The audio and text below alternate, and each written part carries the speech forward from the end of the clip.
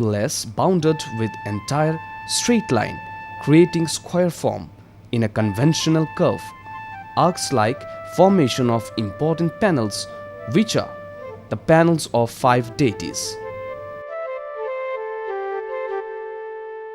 The panel of the 5 deities are significant as there is already a living tradition of worshipping 5 deities, generally known as Panch Upasana. It is difficult to say whether there is connection between these panels of the custom of Pancha Upasana or not. The main deity is probably Vishnu, which is 1.50 meters in the center of the whole composition. Other 4 images are curved in the 4 sides of the central one.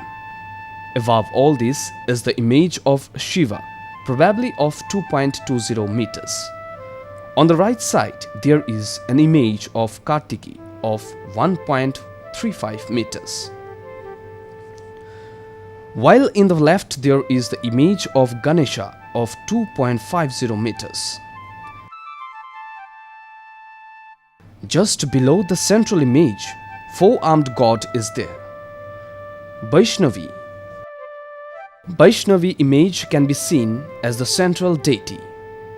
Each figure is carved with engraved squarish boundary. The whole composition of the bordered which are engraved formation, which are the multifoiled arc on the top. Other panel shows 37 figures perhaps. Pilgrims take part in religious processions. All these are carved in low relief. Due to natural disaster and lack of proper preservation, we can see the crack formation spoiling the images of the statues. You can see in the course of time, probably due to the landslide, many of the images got spoiled and swept away.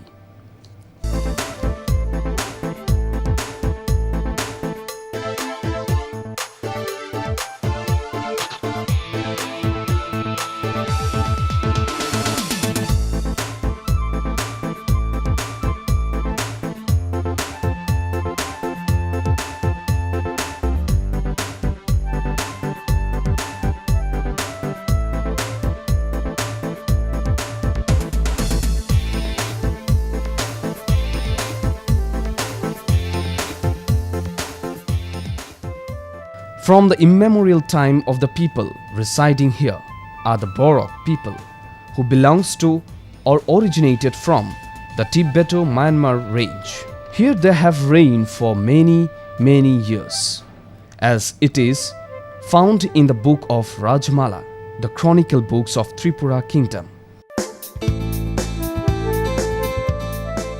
More than 184 kings have ruled this kingdom. As it was during the reign of Maharaja Dhanna Manikya from 1490 to 1520 AD, in reference to the book of Rajmala.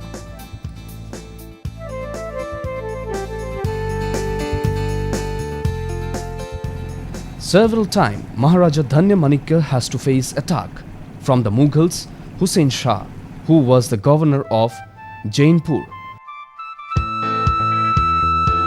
now in Bangladesh under Aladdin, the king of Bengal. In some of the time, Maharaja Dhanna Manikya has to fight and flee from his capital Udaipur, 15 kilometers away from here. Now, when he fled, he took shelter as refugee in Devdamura for 3 years with his soldiers and constructed a castle here. He then made a rock carving of different god and goddess. As the strategy of unity and integrity, religion played a vital role. As we know, the kings of Kirat dynasty are influenced by Hinduism. Maharaja Dhanna Manikya had 2 powerful generals by name Rai Kachak and Rai Kosom, and above them Boglama, a lady warrior who had supernatural power. By her help, the king constructed dam in the river Gumti, where, in this valley of Devdamura,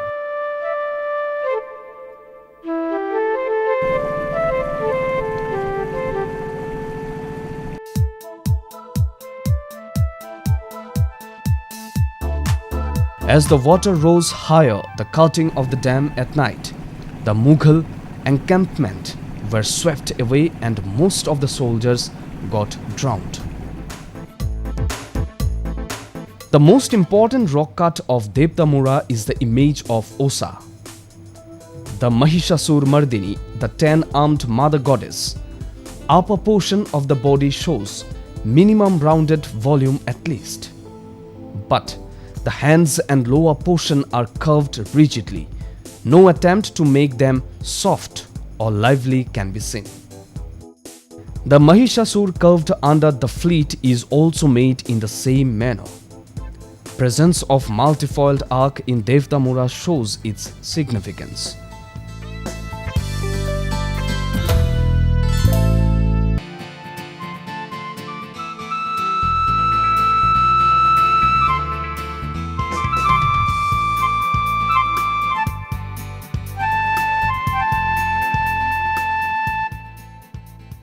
While we were returning, we were told that in the mid of this place there lies a natural cave.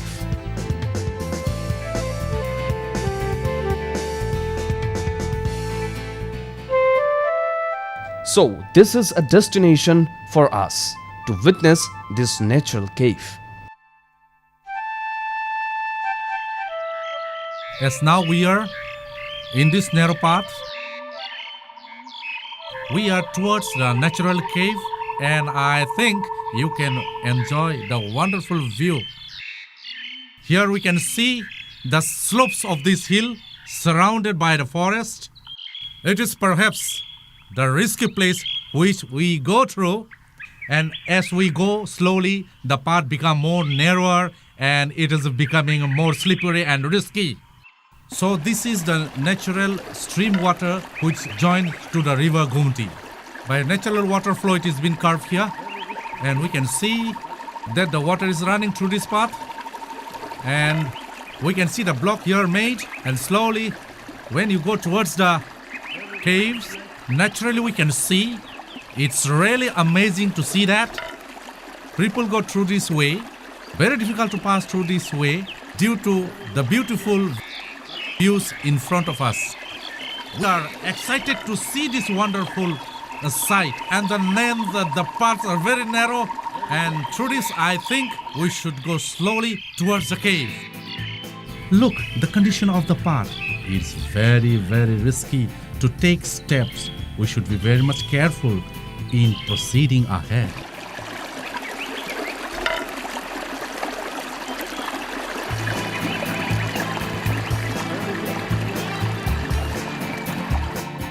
Look upwards, the large trees are covering, which are creating shadows. It is in the same conditions from starting from our view of our journey in this cave.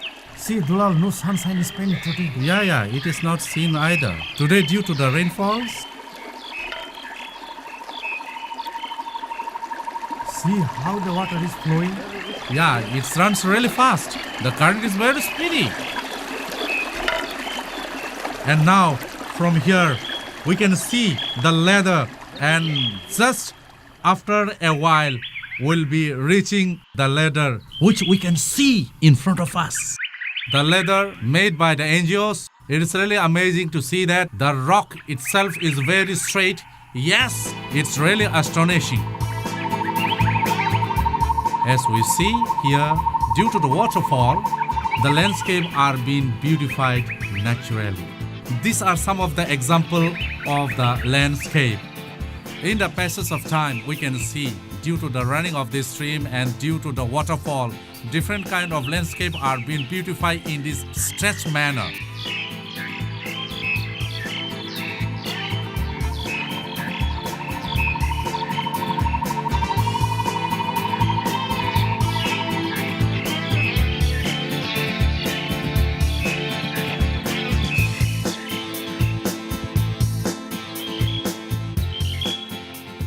Here, as we come across, we can find here a big block of tree lying down.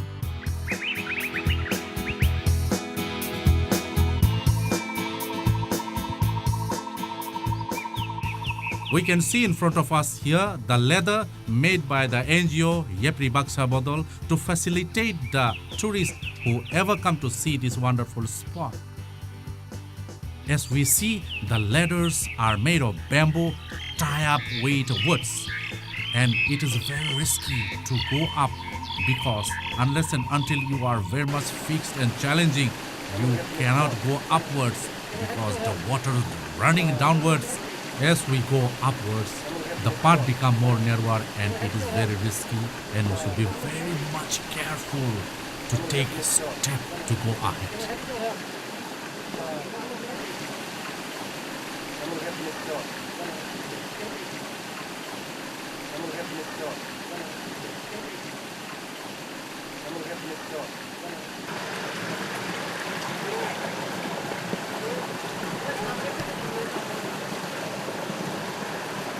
Hi.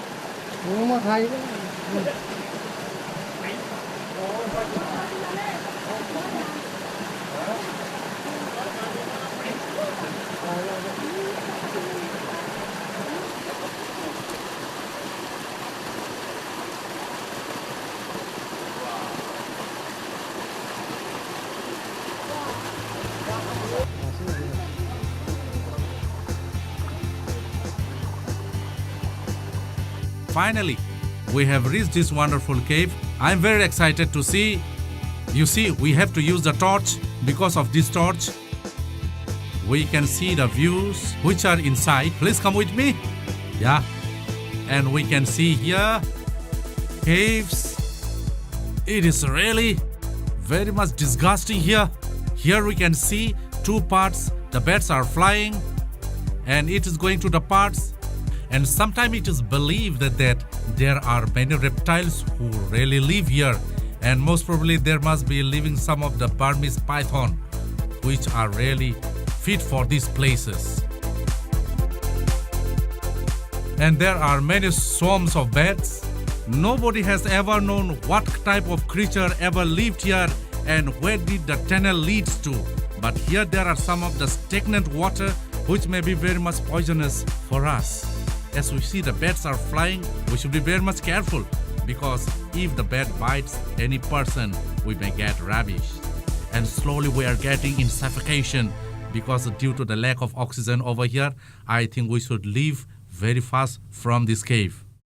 As we look around, we can see in the walls of the cave, there are some cracks.